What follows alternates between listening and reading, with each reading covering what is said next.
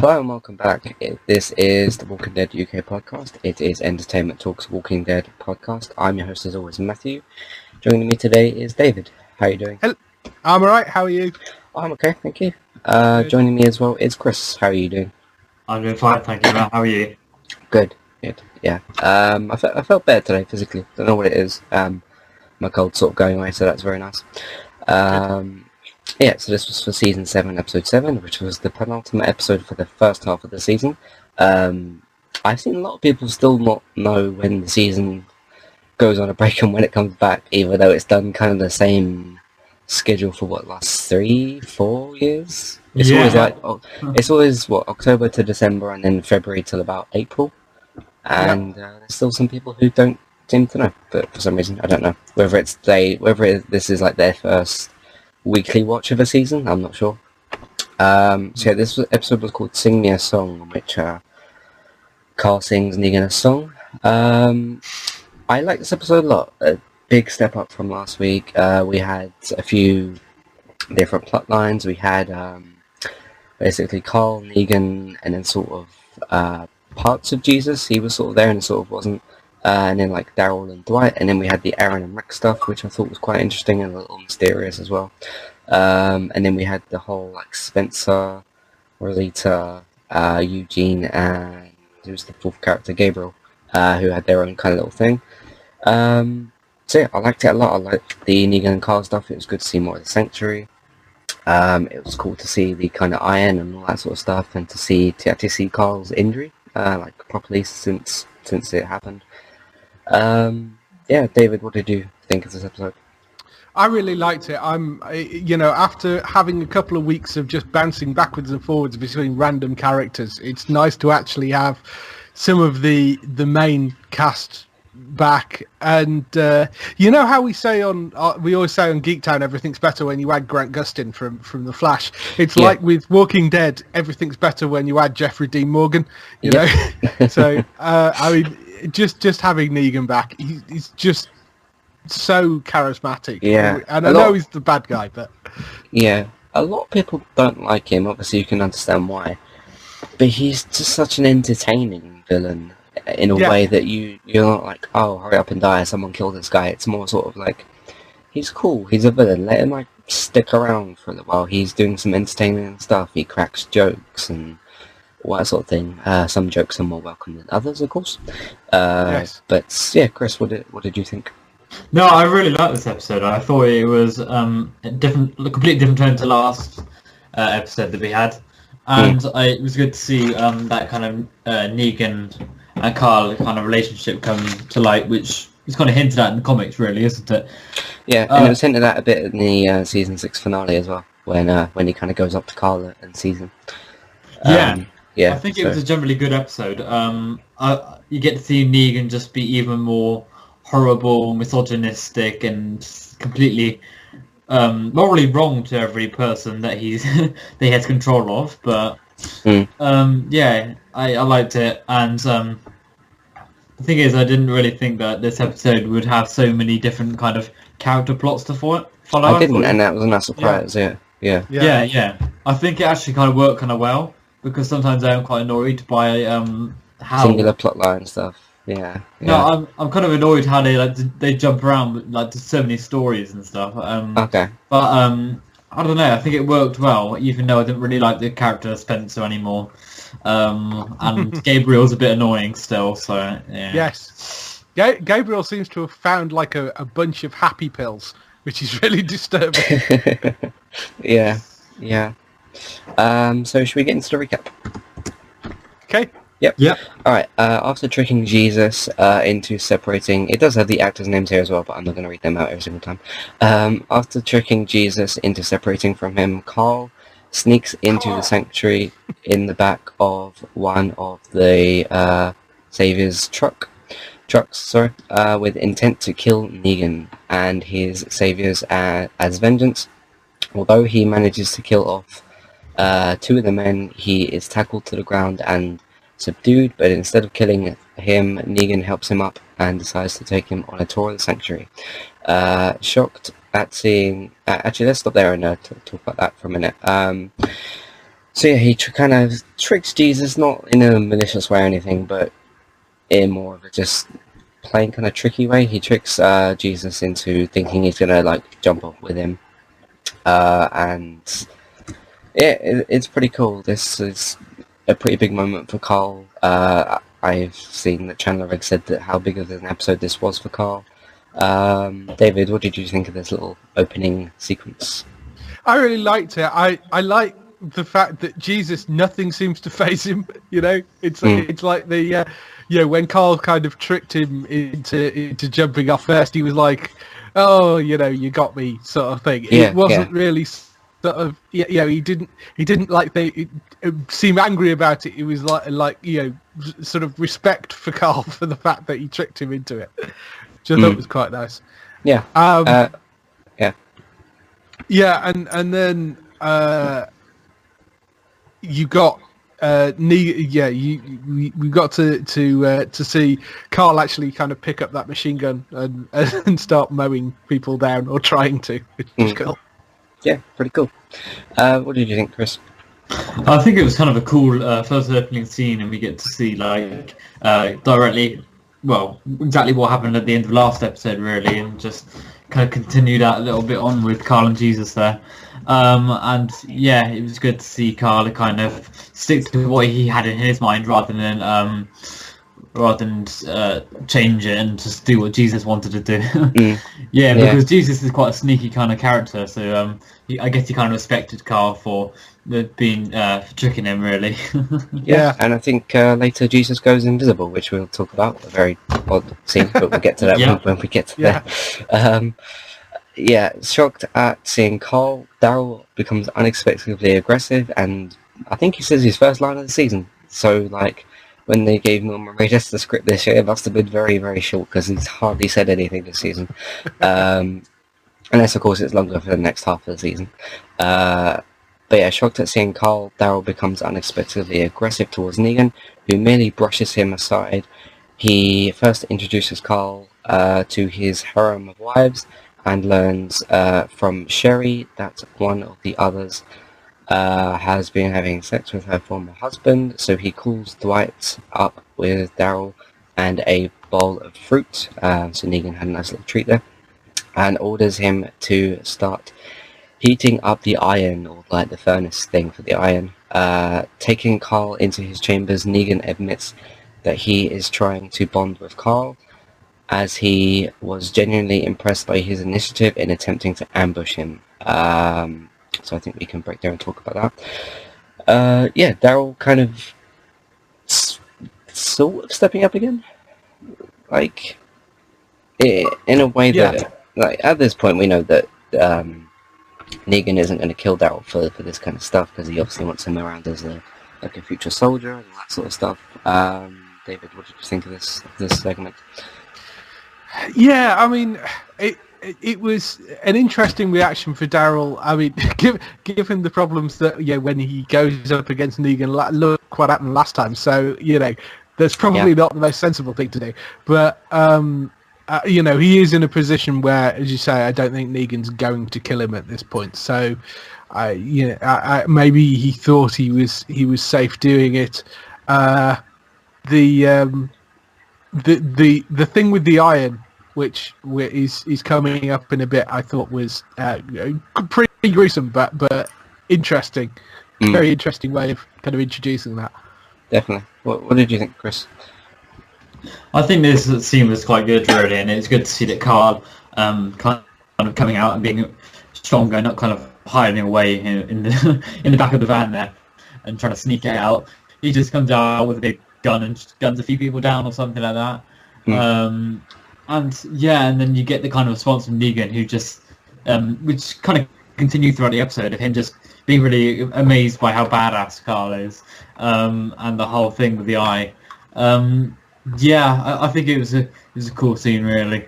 Yeah. And Daryl's reaction was like David said, it probably wasn't the smartest kind of idea, but it wasn't in as bad a way as before. I mean, Daryl didn't punch Negan again. He just kind of spoke up and got a bit angry. So it wasn't as bad as before.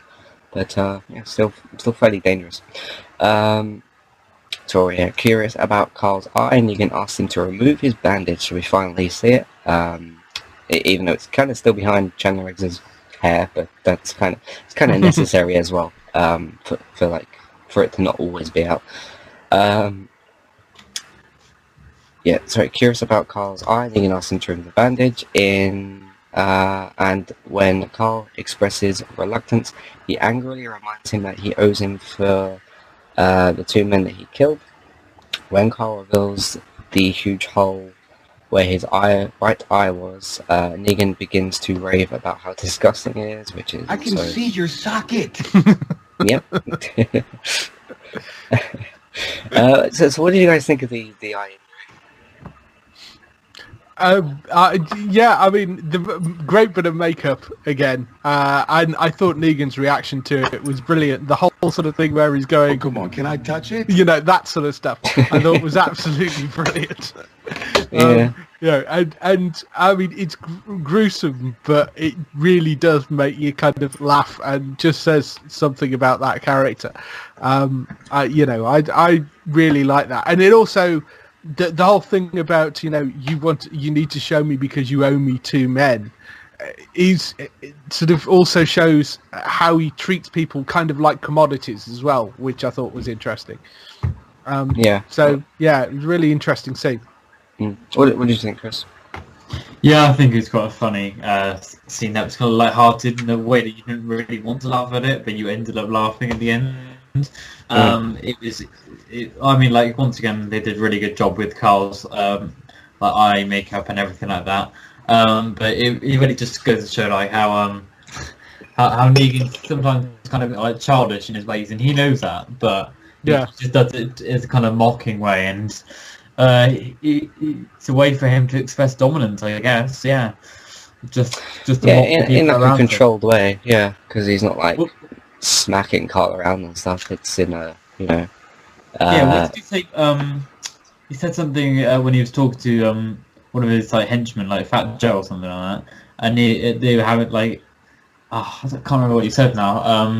It was to do with when he came up and he said to Negan like, "You've left Lucille outside," and Negan's like, "Oh, how careless of me," and he's like, "Did you stroke it or like take care of it?" And stuff? Yeah. But I mean, like the way they did have jokes around there, like I'm sure Negan had some sort of terms for that. And then he did it to Carl and made Carl cry, and then he said, I was just messing around with you, kid," kind of thing. It's just what we do around here, if you want to just fit in a bit more, then you take it. Yeah, it was the whole sort of breaking balls thing, Breaking balls, that was it, yeah. Yeah. That was kind of interesting because it is like he's trying to get to know him, and he sort of does seem to be genuinely slightly, I don't know, upset or disappointed that he's upset Carl by just kind of making remarks about his face, and the whole thing about I forget you're a kid, and and I think he's slightly disappointed that Carl seems quite thin-skinned about that. Yeah, it was interesting. So he then orders Carl to sing for him as part of his debt, and then he learns about Laurie's death. He then takes Carl to witness him branding Mark, who had sex with one of his wives, so that's a way of him punishing. So basically he punishes his own people by branding them with face mark this way, and then of course with enemies, as Rick was, he beats one of the people to death as punishment, so that's the kind of way of differentiating the kind of punishments for his friends and his foes, I guess. He takes Carl to witness him branding Mark with a hot iron. This incident has a visible effect on Dwight because of course it's already happened before to him, who went through the same thing himself. So what did you guys think of the iron scene? I thought it was really cool. It was about time for it to happen. I mean, when did Dwight turn up with his burn mark? Was it last season? It was like episode 14 when he shoots Denise. And comes up and he's got a huge burn mark on his face. Yeah. I've surprisingly seen a lack of people wanting to know what happened to Dwight's face, which I think we may have discussed before, but I've not seen anybody wonder. And with communities these days and that sort of thing, you would think that more people would wonder. But yeah, not seeing too many Yeah, people that was interesting. that wondered that much. So David, what did you think of the branding scene? I thought it was really well done. There was some slightly weird CGI stuff that they'd done, I think, with it when it actually kind of seemed to be pressing it on and pulling the iron off, which there was something slightly odd going on. I don't know whether they had extra steam or something, but it looked a bit strange to me. But I thought the whole scene itself was really good. It's an interesting way of showing what happened to Dwight as well, without doing the whole Dwight thing in a flashback, because it sort of negates the need to do that now. Because now we've seen somebody branded with the iron, we know exactly what happened to Dwight. So it's going to be the season finale, just a whole episode of how Dwight got his belt. Yeah. Well, obviously that's not going to happen. What did you think, Chris? Yeah, I think it was good, and the build-up to it was strong and everything, and it really kind of gave Negan kind of a ledge to stand on, really. It wasn't too rushed. It was pretty nicely paced. Yeah, and I mean that by the way that he he demands a service from his people, and they just kneels and they gave it to him, and it was a way, and he was kind of just talking to Carl about like, this is what my people do. What do your people do? Do they worship your leader, Rick? No, they don't. Saying that your group's a little bit broken compared to mine, who are kind of ironclad and stuck together well. I think it was an interesting kind of scene, really, and it was really good in some ways. The CGI was a little bit dodgy at times. Yeah, but I think the way that they just kind of covered everything happened with Dwight, and I feel like this episode also really tried to get the fans to feel sympathy for Dwight in some way, with the whole thing of Negan going kissing his wife, and then them talking outside, and then you have the whole iron scene and everything like that. It was trying to hint that the fans should be giving sympathy for Dwight, but I know a lot of people still hate him for what he did with Daryl. I get that you can kind of have some sympathy for him in a way, but he's still done some bad stuff. He's like the anti-hero, basically. He's like done some bad stuff, but not as bad as like other villains. And he's trying to be a good guy. Yeah, it's interesting you say that, because if you remember back in season 1 and everything, the anti-heroes of the series were the Dixon brothers, weren't they? Merle and Daryl. They were the kind of people who acted up, and in some way, despite it being 6 seasons later, you've got characters like Dwight who's still kind of has similar kind of intentions in some way. He just kind of wants to survive, and he's been put into kind of an awful situation. So it's interesting to kind of make these kind of comparisons of anti-heroes, and then you go to wonder what's Dwight going to do in the future now.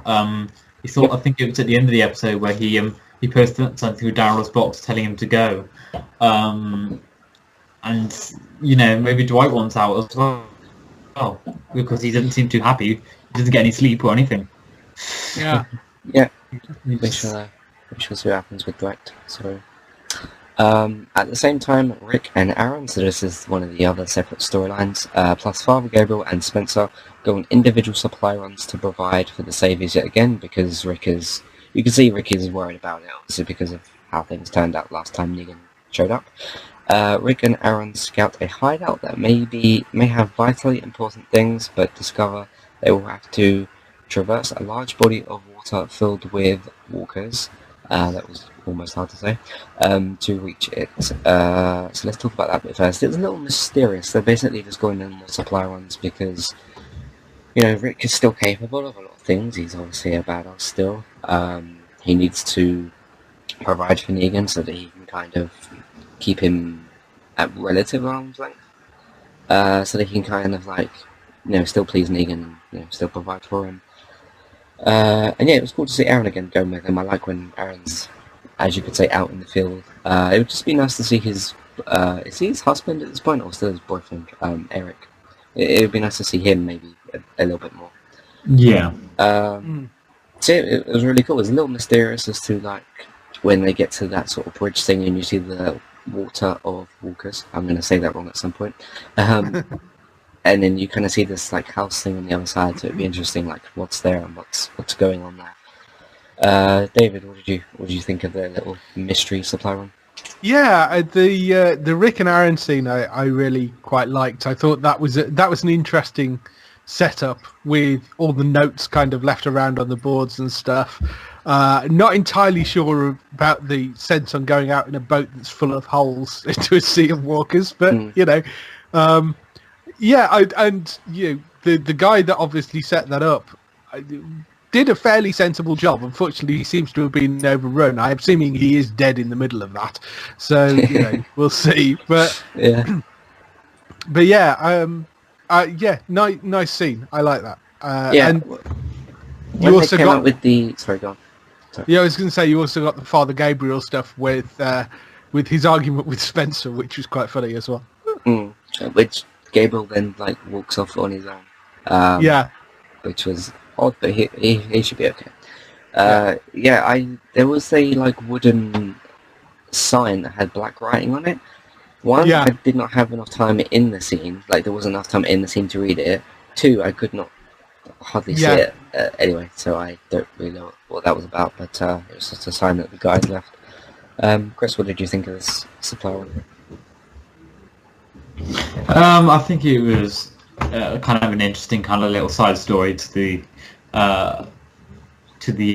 main kind of plot of the episode, which kind of it took up a good portion of the hour really, the main plot. But it's good to get these two characters a side plot. I like to see the combination between Rick and Aaron, because Rick's now a kind of a troubled leader, and then you've got Aaron, who's kind of he's kind of accepted that he has to be loyal to Rick now and everything, and he can't be someone like Spencer. He wants to go out and just say, "Oh, we made this mistake in the past, and it's all Rick's fault and everything like that." He's kind of matured, and that's good. The supplier in general, I did like the kind of the notes that it does have and everything. It kind of reaffirmed the idea that the saviors are kind of everywhere in some way, even though we haven't really seen many of them just hiding around and out there. They're just constantly watching, and I'm not sure taking a hold boat is the best way to get across the water to get to where the supplies are. No. Yeah, I'm assuming we'll see the kind of at least 90% of the result of that. Maybe they'll like get there, but we won't see. Maybe it's also the other end. I don't know, because we've got all the interesting stuff with Judith at the end that obviously Rick needs to interact with. So I don't know quite where Rick is going to end up at the end of the next episode, but I'm obviously intrigued. Meanwhile, Eugene and Rosita return to the industrial machine shop that he and Abraham had found.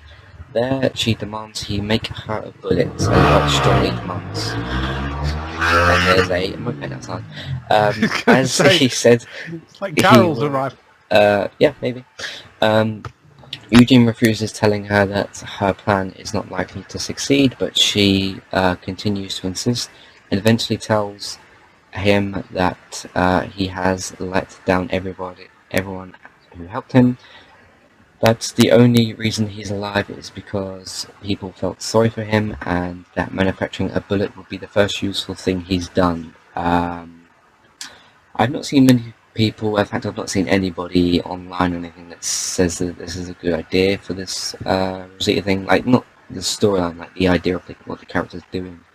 And why only make one bullet? If you're going to go after somebody like Negan, you're going to need a couple of clips worth of bullets. So I think it was more just getting used to the process of creating bullets and stuff, and just create like one test bullet and everything. But I don't think it was necessarily a very good idea just for them to leave their community just to make one bullet is just a bit silly, really. yeah, I mean, you're at a point in this now where a lot of characters, like a lot of couples of characters, seem to be like going after Negan, but not necessarily doing it together. Like Michonne is doing her thing on her own, Spencer's got his own plan, Rick is off doing his own kind of thing.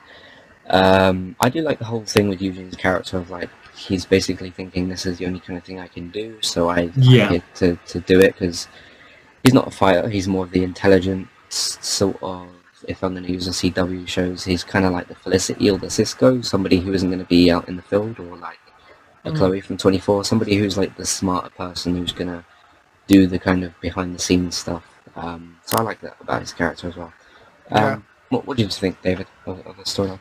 Yeah, I still the idea of risking everything just to go and make one bullet seems a bit ridiculous. And she was a complete bitch to Eugene as well. I like Eugene. Eugene's a great character. She was really quite mean to him. So yeah. Yeah, I don't really see the logic of just making one bullet. You know, if you're going to go there and do it, you may as well make a few of them. So Yeah, I think it was kind of a point to Eugene say, right, you haven't done anything. You could at least make one bullet, you know, just at least just do one thing just to help, because you don't do anything. yeah. So they're deciding to take Cole home. Negan loads up a truck and takes a small group of men with him. Some people are confused as to whether he had people with him, but I remember when Spencer gets to the gate at the end, he does have a guy who's with him. I think it's the guy that's opening the gate, who for a second I thought was Morgan, but we'll get to that once we get to that scene. So deciding to take Cole home, Negan loads up a truck and takes a small team with him. When Daryl threatens him, if anything happens to Carl, Negan orders Dwight to put Daryl back in his cell, so he's going to be on some more Easy Street. Later, Daryl is slipped a note under his door from an unknown person containing the key to his cell, and the words, "Go now." Anything you guys want to say here, or should I proceed forward? Only that, I mean, who do we think is the person that actually slipped the note under? Either I still think Invisible it's Jesus or Dwight. I don't know. I mean, could be Dwight's wife, maybe.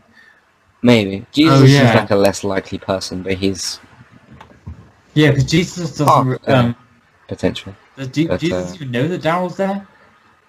Don't know. He doesn't know, I don't think. Yeah. Because he hasn't really been in contact with Rick's group or anything. He's been obviously back to the hilltop, but he doesn't know what's kind of happened, and he's just going there to find out where Negan is.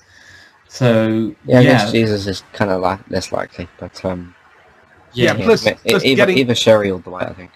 Yeah, plus getting into the compound, I think, would be quite difficult. That's half an episode worth. Yeah, exactly. So, yeah, I think it's unlikely to be Jesus. I suspect Sherry or maybe Dwight. At the Alexandria safe zone, Negan finds that Rick has gone out to find supplies and decides to wait for him because he's waiting for his deliveries. He's waiting for his own zombie apocalypse Amazon. He makes a cruel comment about Olivia's weight, which some people, I've listened to a couple of podcasts this week, some people didn't take that quite lightly. Negan's just messing about. He doesn't mean anything, like messing about in a way of like he wanted to upset her in more of a funny way. It wasn't like when if Joffrey or what was his name, Ramsay, the other guy from Game of Thrones, if one of them two are going to make a joke, it's going to be a bit more vicious. Like, do you guys get one? Yeah, and people get very sensitive about people being fat-shamed on TV, but you know, I think it's entirely in character for Negan. I don't think he's, and he's already done it before with Olivia, so yeah, exactly. You know, he has a thing for that. So, and she did get to slap him back, so you know. Yeah, justice. Yeah, I mean, with scenes like that, I do think when you've got a character like Negan, chuckled a little bit. I didn't like burst out laughing or anything. Frown at Negan. I kind of just chuckled a little bit. So. You've got a character like Negan who's intended to be villainous. He's not intended to be like the hero of the story. Who's telling you what everyone, telling the audience what's right to do and stuff, you can just get away with a lot of things. And the guy just burned half the face off another guy earlier in the episode. He already bashed people's heads in. What limits does he have? Yeah, it's not exactly the worst thing he's done this season, is it? Really? Nope. So I don't think that's a reasonable.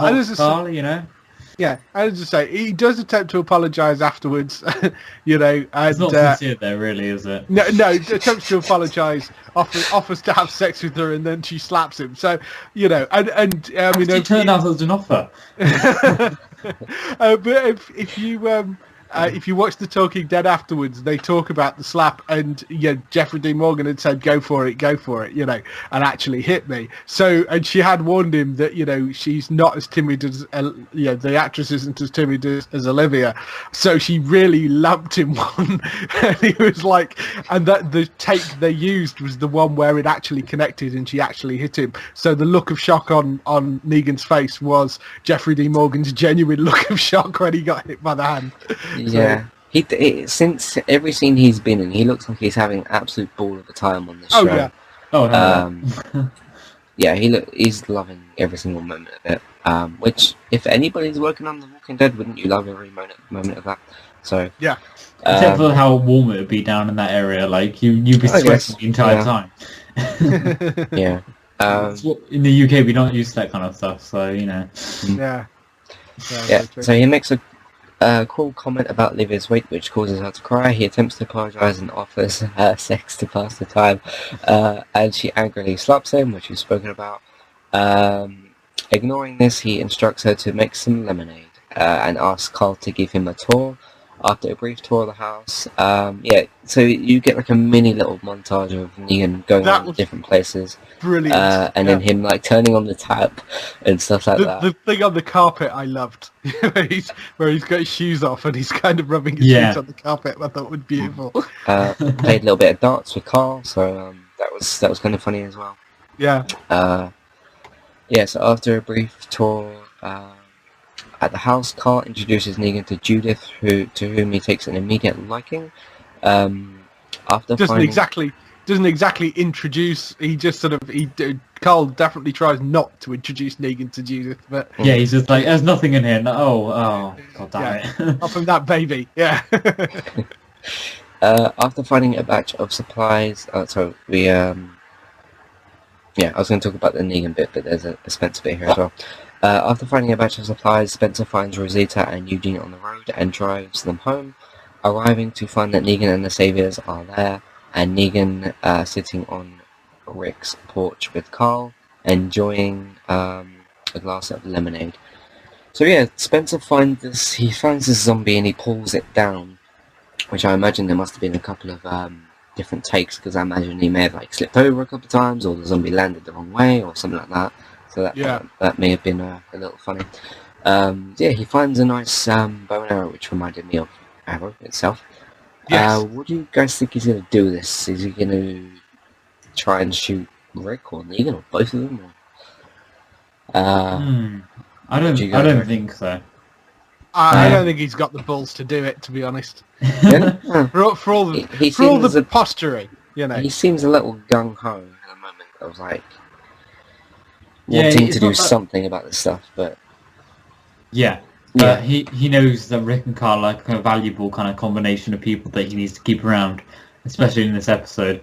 I think it was another way just to kind of intimidate Carl. He was, sitting back in his chair in Alexandria, trying to relax and everything, but Negan was trying to pet his sister. He's just like, I might kill you. You're not that good.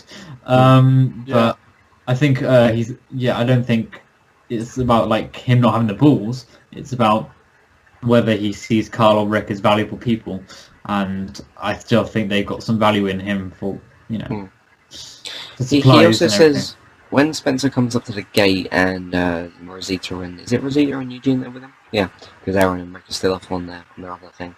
He says, "I've got this item, and I've got more," or something like that. What do you think the more thing is? I'm not sure. He's got, unless he means the bow by that, he's gonna give Negan a bow, the bow thing. I don't know. Either Yeah. that or there's where there was a gun stash. Because I mean, that maybe Spencer found a gun stash out there as one of the places that were on the note. I don't know. Possibly, yeah. Mm. So I'm going to read out this last piece of the recap, and then I think we could do some quick death predictions for the mid-season finale. I think that would be kind of fun. So enjoying a glass of lemonade and playing with Judith on his lap, joking to Carl that he should kill him and Rick, after all, and stay in Alexandria instead. And a lot of people on Facebooks and Twitter and all that sort of stuff have wondered if Negan is going to kill this baby, but I say that if you're going to have a villain who you possibly intend to keep around for a couple of seasons, you do not have him do something like that, because that's like a spot of no return if you're going to kill a baby. Like, any character in anything does that, then that character is done, whoever it is. I don't think that's his intent. A lot of people just like to speculate on stuff. And you sort of think, why would he as well? Because the baby's no threat to him. Yeah. He's more likely to kill Rick and Carl and take the baby with him, because the kids can grow up and be brought up as one of his soldiers. So I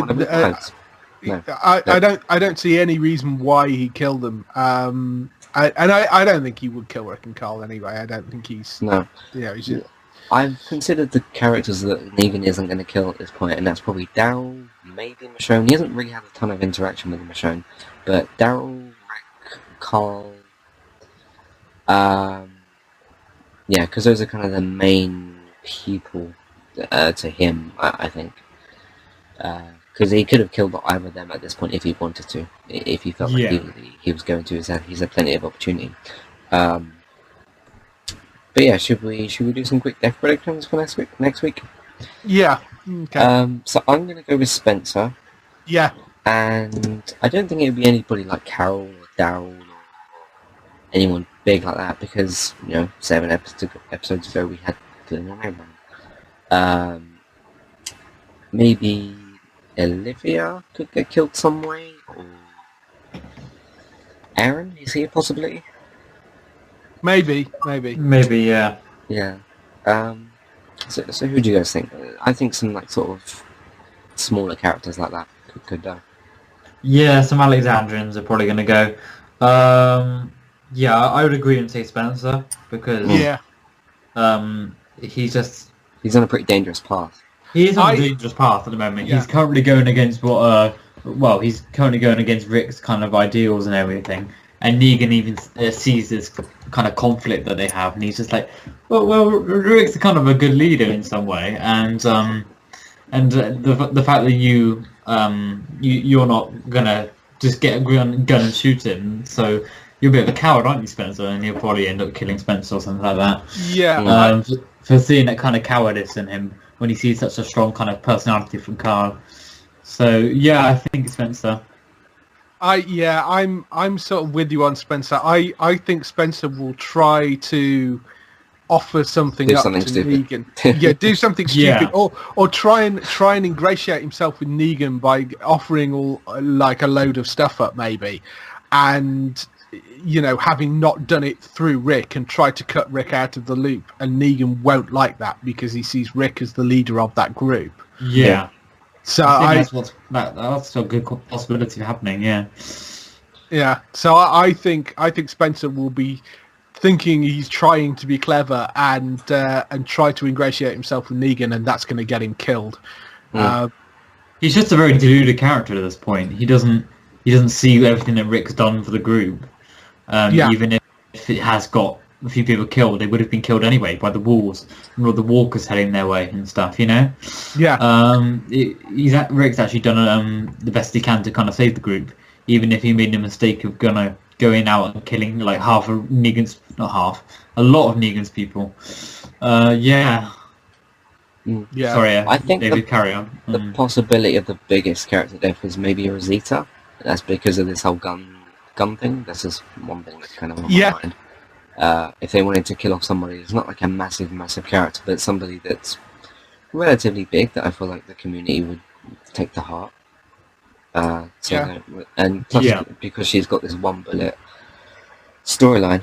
But yeah, that's who I think. Yeah. Any else you guys want to say? No, I mean that I would say is another possibility. She could do something stupid like try to shoot Negan while he's in Alexandria and that gets killed. I don't know.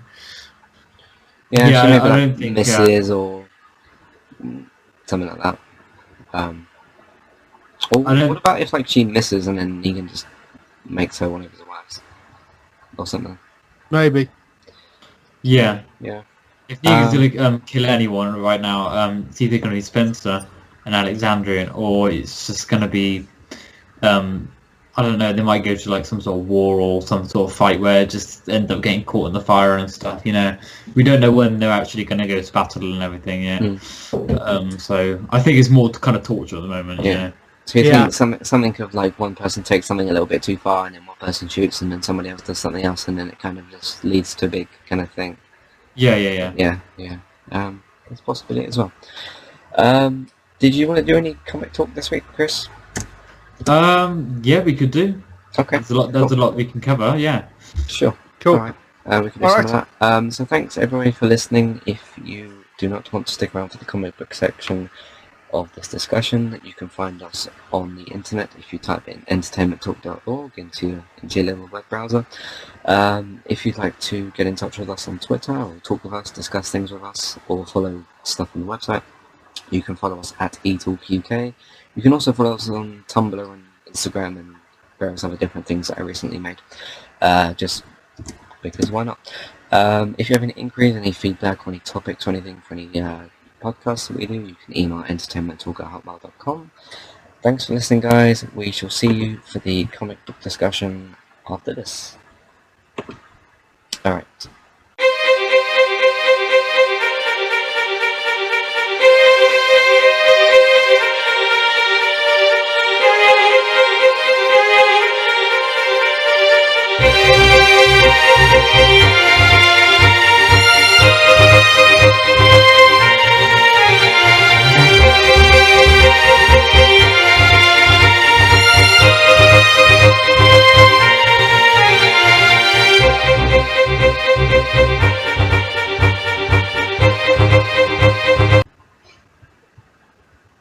And we're back with the comic books discussion section of this week's episode. You will have heard the music, so that will give you a chance to leave.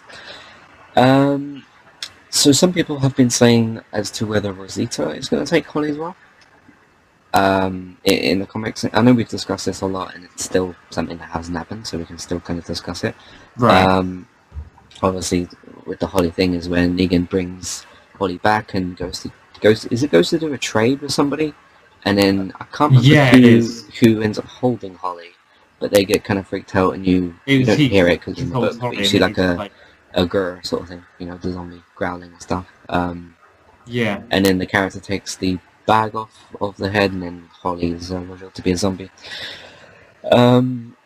Yeah, I would say Rosita is a possibility along with Sasha. Somebody silly suggested Heath. That's just, you don't confuse a male with a female. Yeah, well, you don't know really. It could be anyone, but the thing is with Holly in the comics, it was the kind of the gender of her actually had some sort of role in why that happened, why she died in some way, because she was taken by Negan because she was like, oh yeah, you're just another bit of eye candy, something to look at really. But I think there was one scene in the comics actually where in the sanctuary where someone tries to kind of rape Holly, but Negan just steps in and says no. So I think it has to be a woman if they're going to go down with this story. Yeah. Earlier in season, I can't remember if it was season 5 or 6. I think it was 6 when they had the character called Holly, and she died like straight away. I wonder why they even called her Holly. Was that like a tiny wink to the comic fans? I think it was a wink to the comic fans, but then it was also a kind of screw you, you know. it's like you think you know what this is, but this character's dead now. So she appeared in that one episode. She appeared in JSS, and she was just killed by a wolf, and that was it, wasn't it? Really, that's all we saw her. Maybe they're I- gonna. I don't think they're gonna build another character that would replace her. It's gonna be someone that we already know. No, And I stuff. think that would have started by now if that was going to happen. Yeah. So we know next episode isn't going to be to do with March to War because you've got things like Rick still hasn't even met the Kingdom, and Rick's still got his supply run that he's doing with Aaron. Yeah. Do you think this would be the part of the comics where I think it is Spencer? It's somebody who's rebelling against Negan, and he goes up and talks to Negan, and this is when Negan is sitting comfortably in Alexandria. Yeah. And so if it is Spencer, he goes up to Negan and he walks along with him along the Alexandria roads. And he's like, I want to rebel against Negan, and let's basically get this guy out and take over. The two of us can take over Alexandria. And I think Negan says something like, have you got the guts to do this? And he's like, yeah, I have. And he's like, oh, I'm not sure. And then I think he cuts him open or something, and he's like, oh, there they are. Yeah. So do you think this is going to be Spencer's fate next episode? I think it would be a good way to go, for it to happen now. Yeah, I mean, Spencer's at Alexandria, so he's already where he needs to be for that to happen. Yeah, good. And Negan's also in that kind of comfortable place. Yeah, See, I thought they were going to do they've that. lined it up nicely. Yeah. I think they were going to do that in episode 5. Wasn't it 5 that he went to Alexandria and Negan? It was something like that, wasn't it? Oh, episode 4. Yeah. Episode 4. Sorry. Of the season. Yeah. I haven't followed it a while. Episode 4, where I thought, okay, this could be the fate of Spencer. He could do the whole gut thing, but the thing is, in the comics, it happens when Rick isn't there, isn't it? And Rick isn't there, so it's still all in place. And I can't remember what Rick was doing, but I don't remember him being there. He must have been off doing something. Yeah, he was off for something or someone else, So it's. I think everything's set for that, but what would they do for the rest of the episode? Because it's got to be kind of a good kind of if it's a mid-season finale, it's got to be a good episode in The some funny way. thing is Rosita's maybe on her way to the sanctuary. Michonne is on her way to the sanctuary. They're all kind of going there to kill Negan, but Negan isn't actually there at the moment. So I wonder how that's going to kind of play out. Yeah, and so Jesus as well. Yeah. Yeah. It's going down. Yeah. I don't know how that's going to work. Yeah, I don't They're know all gonna- quite how this mid-season is going to finish. I'm not quite sure in I don't that know. sense. Yeah. It was the same with last season when they were doing the whole No Way Out thing that was going on. It was cool and everything, but coming up to that episode, we were expecting that, and it happened in episode 9. And so if something big's going to happen, it might not even happen in the mid-season finale. It might just be a setup, which I don't know.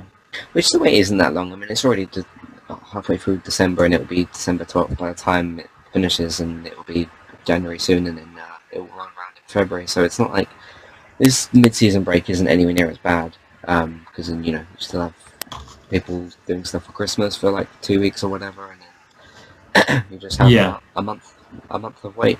So Yeah, it's not too bad. yeah, from April till October, which is. And that was a really long wait this year. I know the reason it was because we were all like, who's he killed? But that was such a long wait. Yeah. I think the next half of this season is going to be more of the March to War stuff. I think that's definitely when they're going to start getting the Kingdom and the Hilltop involved with Alexandria and stuff. I think that would be the kind of epic build-up to it. And I have said before that I don't want them to rush it, but they've also got to make it kind of exciting in some way. Yeah, and they've been extending a couple of these episodes as well, so they've got some more time. I think episodes like episode 6 that they had, where they were just kind of going along with the story and that, and just looking at one sort of character. Yeah, I get prepared now for that to happen once a season. You had the Morgan thing last year, and then you had, before that, it was a Slabtown episode with Beth. Yeah. Kind of like the singular focus bottle episode things. It's just to kind of just to elongate the story a bit longer and just hold that kind of suspense.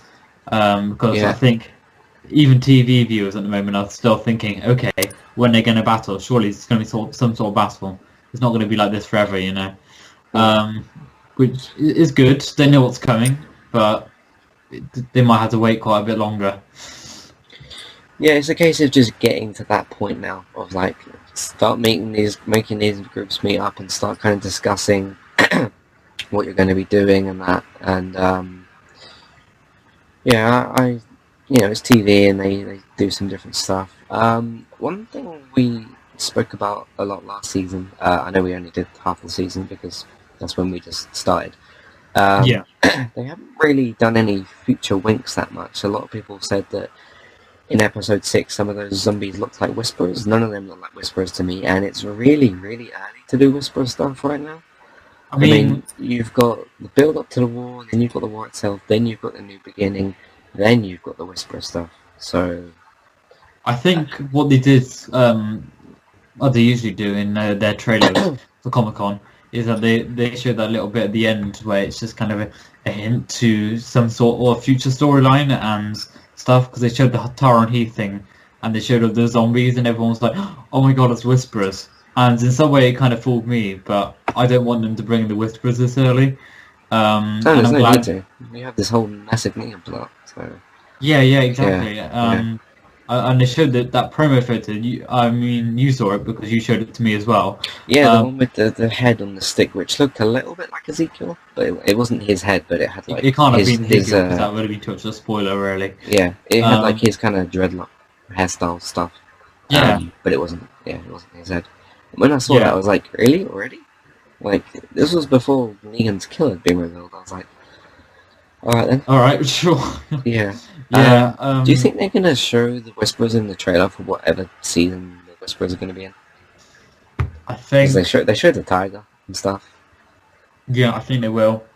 I think it's one of the things where I think it would build up the hype, wouldn't it? Really. Maybe they'll have like they won't reveal her to be alpha or beta, but they'll have a woman or a person like take off a zombie head skin, and people will be like, "What the hell is that?" Like, literally, you'll get people talking. Is that? Yeah. Because that was kind of an awesome moment in the comics when it was towards the end of one of the issues, and somebody's fighting the Whisperers, and you see like bits of dialogue coming from the zombies, and you're like, wait, what? But it was a really like cool, mysterious. That's like more of a mysterious, creepy storyline for them to do. Because like, what are these people all about? Why they got skins on and all this kind of stuff? It was like I think it was a New Beginning as well, when they were when there were some people near the the kingdom and everything like that. You had characters like Dante and a few others like Ken and Marco, I think it was. They were all in that shed, and then they opened it, and then the Whisperer just attacked them. I mean, you've had as early as I think that season 3 episode where Morgan was. This may have been because Morgan was a bit crazy at the time, but he's like, I can hear people whispering and all this stuff. Which at that time, obviously, had been way too early, because that was before that was as the government plot was going on. But a lot of people did speculate, like, is he talking about the Whisperers and stuff? But like, I haven't really seen any future hints to anything. Wait, when was that Morgan thing happening? It was the episode called Clear in season 3. I think it was like 12 or 11 or 12 when Michonne, Rick, and Carl go to see him. Yeah. See, the thing is, I don't think that actually happened. I don't think they discussed Whisperers, because the Whisperers weren't even in the comics when that happened. Negan only just appeared. It's just Morgan being like, I can hear people whispering and this kind of stuff. But it wouldn't have been hinted at Whisperers, because Whisperers weren't even invented back then. So I just want to clear that up there. So it wasn't some sort of like really long future hint or anything. It was just a coincidence. I think it's hard to see when they're going to come in, really. Probably if we're going to maybe plan part of the season, I think the rest of this season is going to be March to War, and hopefully all of next season is All Out War. But he's got to come back at some point. So I just want to see everything come back together, because as soon as we finish this podcast, I'm gonna make a list of where everyone is right now and how on earth they're gonna actually get back to the area. Because I think the only one that's kind of MIA is Heath. we don't know what's going on with Heath. And Jesus is just doing his own thing, and we don't really know. Has he gone back to the hilltop or what? Jesus. He was on the top of the truck, and then we had a bird's eye view of the truck, and then he was gone. Yeah. So I don't know where he went. But yeah, we shall see where Jesus ends up. Yeah. I mean, I think the really cool thing was it's just going to be the next half of the season where they just got to kind of get everyone together and say, right, let's fight Negan, you know, and everything. And that's why I think killing Spencer in the next episode would be a good idea, to kind of get rid of that kind of negativity in the group and start seeing them rise again. Yeah. You know. I'm not saying I haven't enjoyed this show, but they do need to move things a tad quicker. No. The thing is, I think right now that the pacing is not too bad. I have it's nothing not terrible, really but it could be just a little bit quicker. It's not terrible at all. It's just the episode quality, to be honest. I mean, there is a lot of things happening. They are setting things up with at the right time and stuff. But each episode, you have some sort of side storyline that just doesn't really fit. And they try to take some characters to the side when they've got the bigger main event going on. When you could easily do that in a couple of scenes and be done with it, rather than having like 5 scenes in an episode. Mainly, I'm talking about the Rosita, Eugene, and Spencer kind of thing that was going on. But yeah, I think they often. It's not the pacing issue right now. I think it's an issue of learning when to place characters in certain episodes, if that makes sense. Yeah. Learning when the characters should appear and stuff. Because I felt like it's a bit out of place to have all of that Spencer and Rosita stuff this episode. Didn't you think so? It was slightly out of place, but it was good to see them balancing different stories, and not just if you had a whole hour at the sanctuary, and then it ended up with it ending up with Negan. No, I completely see why they did it. Yeah, because of the foundations and stuff that they got to put in place for the next episodes or whatever. But if you think about all the other side storylines, they were all about kind of characters dealing with Negan and stuff, and then you just got Rosita complaining to Eugene about the bullets, and Spencer complaining about Rick to Gabriel, and it just didn't really seem to fit with the overall kind of goal of the episode. But I don't know about you, but I'm starting to like Gabriel more. He's nowhere near as frustrating as a character for me. Yeah, definitely. Yeah. He's kind of complying a lot more now, and he understands that Rick. I mean, he looks at the facts. He's looked at the facts and he said, right, actually, Rick has done a lot more for us than people make out to happen. And it was just through season 5 where he was being so skeptical, and then after No Way Out, he was kind of like, you know what, Rick, you actually done a good job. These people will be dead without you, you know? Yeah, so I respect Gabriel. I respect Gabriel, actually. I know I said he was annoying in the general talk, but I respect that as a character they've moved him along quite well and given him that kind of progress. Not left him too far behind. In our last comic talk, which wasn't last week, maybe the week before, I can't remember. But I meant to ask you where you're actually at in the comics. Have you like caught up? I haven't caught up. Honestly, I've just read the 3 compendiums. So I'm a couple volumes behind now or something like that. Yeah, that's the last bit you remember seeing. Oh, it's the heads on the spikes and everything.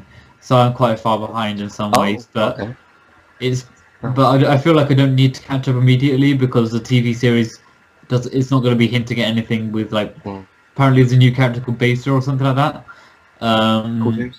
Besa or Bisa. Oh yeah.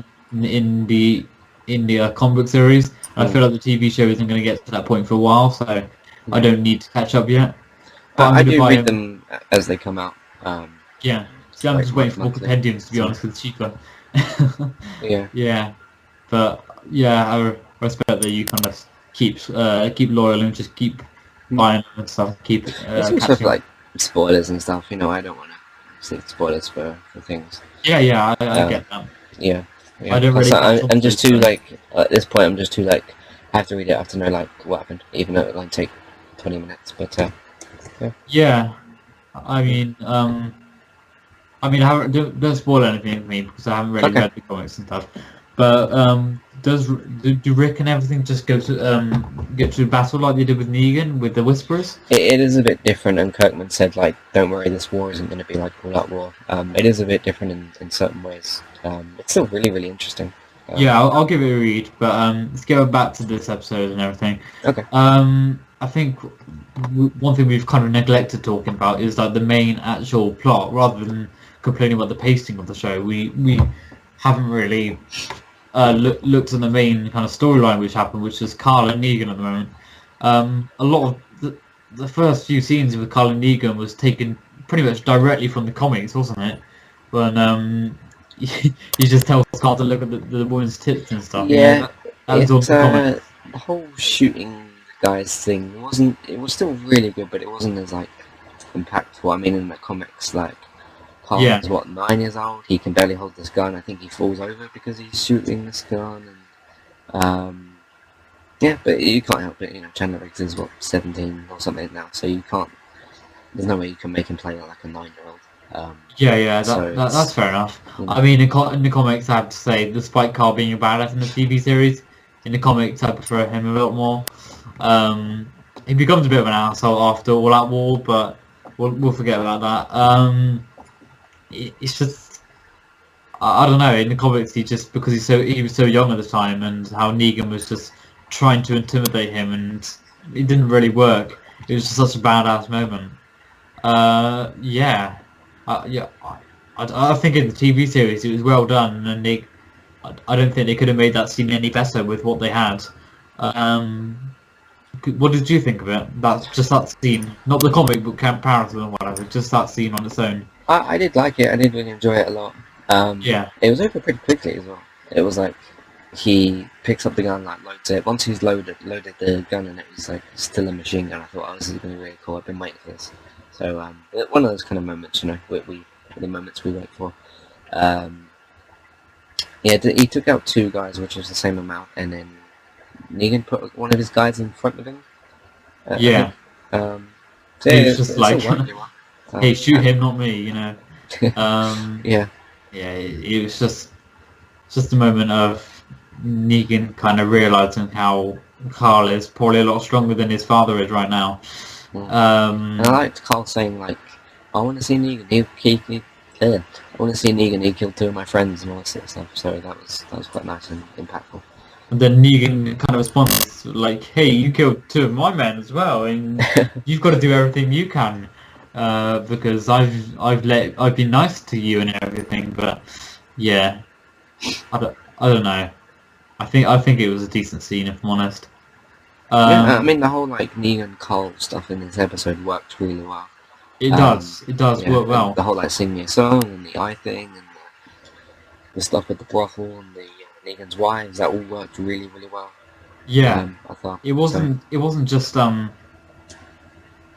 don't think it was like it wasn't rushed, but for me it wasn't rushed or anything. Quickly. Yeah, that's what what I was like. Oh my god, this is already happening. It was really well paced and things, but I think it worked well because the character of Carl in the TV series is so kind of cold and bitter, and then you've got this warm, kind of bubbly Negan who's just like, hey, I'll just take everything in my stride, you know. And them kind of clashing. It was interesting, and it was kind of. I feel bad for kind of laughing at Carl kind of breaking down a bit, because just it wasn't me laughing at Carl, it was what Negan was saying and things. And I think they had some sort of kind of good relationship there. Yeah, I do still think they'll do the whole like, my father failed, I'm going to come to you kind of thing, which is kind of what happens. Yeah, like my father has failed and stuff. Which is also a really cool story in itself. Yeah. As a way of not betraying Rick, but him being like, I don't like kind of where my dad's going, I'm going to check out this other cool leader who I really admire. So, yeah, he just wants to kind of get away at this moment in time, and he wants to play his role in the group because he forced himself to watch the death of his 2 friends, and now he's just like, right, I did it because I wanted to. I did it because I wanted to be something bigger. I wanted to get revenge on Negan and stuff like that, and he's taking it upon himself to go to Negan's place, which is something Rick wouldn't do. Rick wouldn't do that. No. Rick is too cautious at the moment to ever do something like that. Which is and understandable from Rick's side, but you can make the, like, comparisons of, like, Carl wants to be a bit more mean and aggressive, where Rick is like, I just don't want to get anyone killed. I'm going to do what Negan says until yeah. something else comes up, basically, which is the kingdom and the hilltop.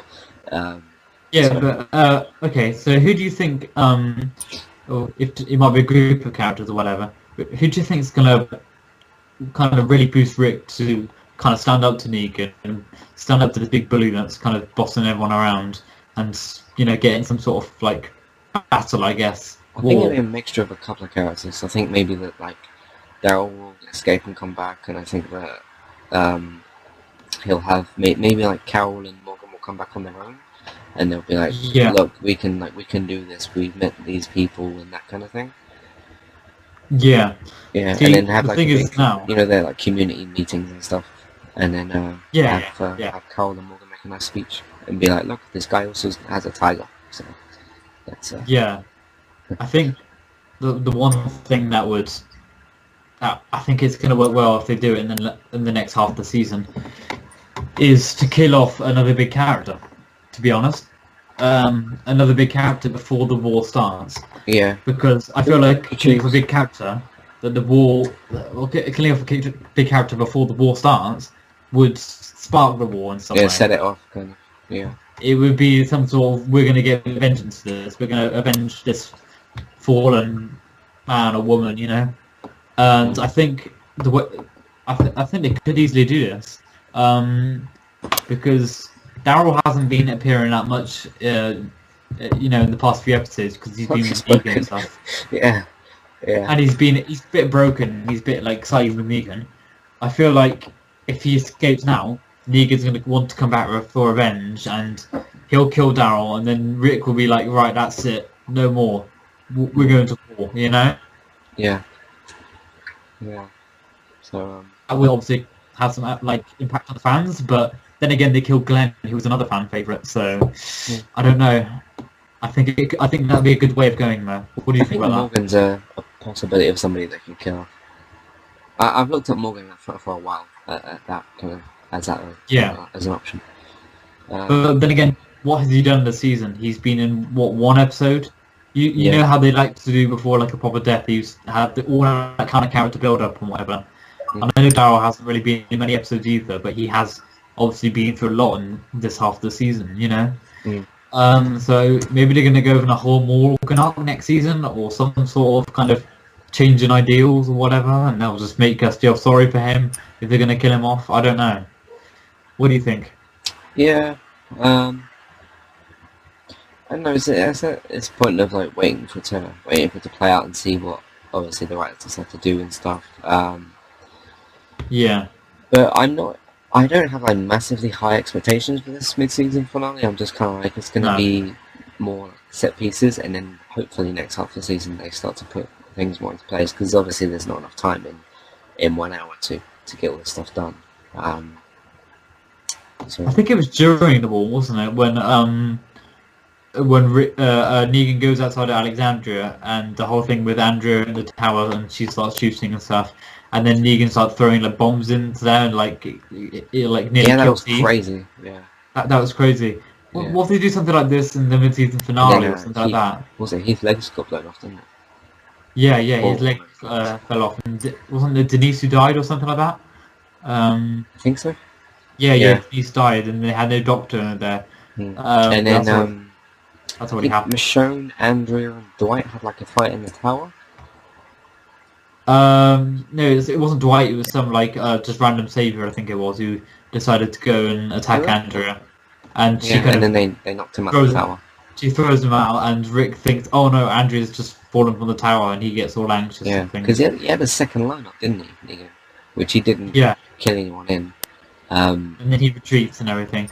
Yeah. Maybe that could happen this episode. I don't know. Maybe we're still looking at the fact that Spencer could die. You know. I hope they don't. God, if they end the episode as the lineup happens, then that's another massive mistake. So they need to. If they're going to approach that, then they have to conclude it, because we saw what the Yeah. outrage was at the end of last season. It's got to have some sort of kind of So there's revolution no way and you some can sort of change. build the lineup and then Negan like stands there again, like here we go again. Yeah, Like, just if you're gonna do that, then you need to find a way to conclude it in the episode. Which I think Jesus did some kind of stunt or something. He was with Carla or something like that. yeah. I think he was with somebody. I Because can't remember now. Heath was in the lineup. And Rick I was think in it was the- like I don't know. I think he goes out on his own and then he just starts kicking people and stuff. And then Rick and then Carl was on the wall and he starts shooting at them and stuff while they're being distracted. I think. I'm not too sure about that though. You might have to check on that. Yeah, there's some things that like in the comics that happen that my memory's foggy on, but I don't want to go back and read it yet. Yeah. Because I want to kind of have that hazy part of my memory. Because I know at this point, if I go and read the whole Negan arc again, I'm gonna be remembering it too well and be like comparing things. And that's That's a kind good of point. Yeah, I don't think I'm going to go back to read every single page and every I line or might whatever. read it even after it's finished because I really do like it and I kind of want to see it again. Yeah, But after it's done, so yeah, it's good. I think it. Yeah. Yeah. Sorry, I forgot what I was going to say then. okay, that's right. I was going to say something I forgot. It might come back to me in a minute. Yeah. Anything else you want to say? That was all I wanted to say. Yeah, for this talk. So- Yeah. I just wonder what. Oh yeah, here it is. I just wonder within this mid-season finale if anyone's actually from another community is going to be playing a part in it. So do Hilltop, you maybe? think we'll ever see Oceanside again? Oh, Oceanside. Yeah. Like, but not maybe one like a small little bit of an episode next season in the build-up, just to kind of catch up on what's going on, and maybe try and kind involve of Negan a bit more. finish that story bit off with Just- those child. Yeah. Yeah, just to keep us like saying, yeah, they're still alive, they're still relevant, the whole kind of storyline and everything. We just need to get to that point. But no, we're not going to see it in mid-season finale, I don't think. No. Just- Uh, unless Heath had ended up back there and we need to try. Yeah, unless that's where they pick tie him up. up, that would be a nice way to tie that off as well. Yeah, but then again, that could take up a lot of time in an episode. Is it an hour long, or is it going to be another 40-minute episode? Well, next week, say what they call a 90-minute episode. So, but Oh right, an hour basically. So, yeah. Well, with adverts, I mean, because I usually watch it without. So Yeah. that's good. That's good. They've got plenty of time for things. I just want to hope they kind of use it well, rather than try and get too bogged down with the characters. yeah, I have a feeling like when I'm watching next week's mid-season finale, I'm going to be in a bit of like a hurry up kind of mood. Not hurry up for the episode to Yeah. finish, but hurry up and move things a bit. Like if Yeah. hopefully they don't have like a 10-15 minute bit of dialogue with Rick and Negan being like about the baby and stuff. Hopefully that gets resolved. So Yeah. I don't know. I still don't really know what to expect from it. yeah, but that doesn't happen I in just wish the Rise best of comics luck, because really. Judith was dead at that point. So I just Yeah. wish Rise the best of luck, really. I know they've already filmed the episode and it's all edited and things, but I just hope it's good, because Yeah. otherwise this half the season has kind of been a small letdown, really, in some way. A bit of a Small. letdown. yeah, Small letdown, you know? It's not a huge one. We've seen words before, like, for the second half of season 4 was like a huge letdown. But let's just hope they kind of make up for it, you know? Make up for all that kind of boring stuff that happened. Mm.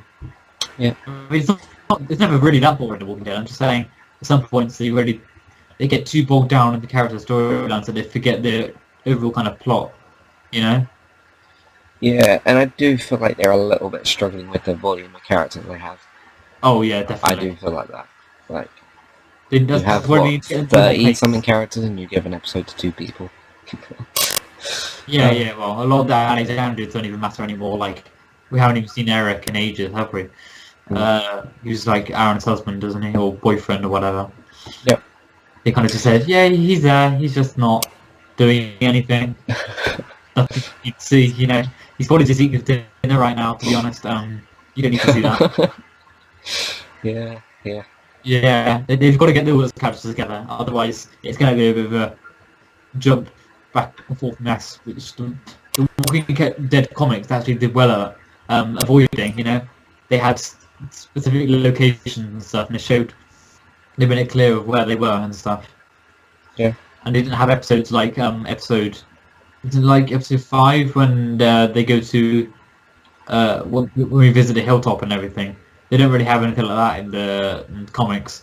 So No. I hope they just kind of get everyone together and just prepare for this big battle and whatever. But Yep. we'll see. We'll see. We shall see. Alright, so thanks to everybody for listening. If you stuck around for the comic book section, I don't know how many people do, because I don't know how many people actually read the comics, but yeah, if you stuck around, thank you for sticking around. entertainmenttalk.org, at Twitter, on Twitter it's at eTalkUK, and the email is entertainmenttalk@hotmail.com. Thanks for listening, and we'll see you for the mid-season finale next week. We will. Hope it's a good one. I'll see you then. Alright. Sorry for Bye. the short episode. Bye.